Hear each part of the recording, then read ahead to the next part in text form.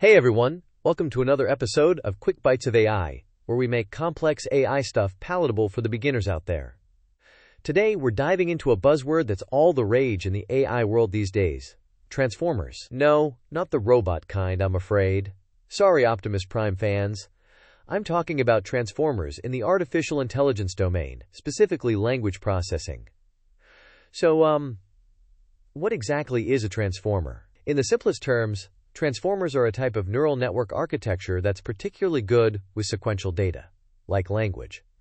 These bad boys have revolutionized natural language processing, and they do it with something called attention. They were first introduced in 2017 by a group of researchers at Google, in a paper excitingly titled, "Attention is All You Need."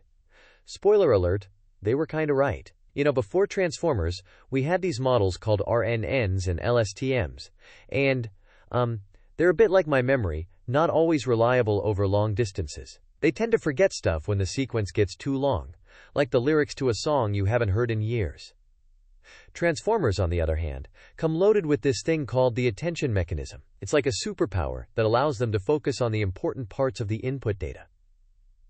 Let me break down the attention mechanism for you. Imagine reading a book, but you only pay attention to the parts that matter for the plot twist you're interested in. The attention mechanism lets the model weigh different parts of the input data differently. It attends to them in a way that's relevant for a given task. It's like having the concentration skills of a Tibetan monk. Self-attention, a specific kind of attention in transformers, allows every word in a sentence to focus on every other word. It's like each word having a mini-conference to decide its role in the bigger sentence structure. This makes transformers extremely good at understanding context, even when it's hidden in background details. Now let's talk about their architecture. Transformers consist of an encoder and decoder, sort of like interlocutors in a secret conversation. The encoder reads the input data, like a translator deciphering an ancient scroll, and then passes on encoded info to the decoder, which then turns it into something understandable, like explaining it to your grandmother. Unlike RNNs that process words one at a time, transformers read the whole sentence at once, making them much faster.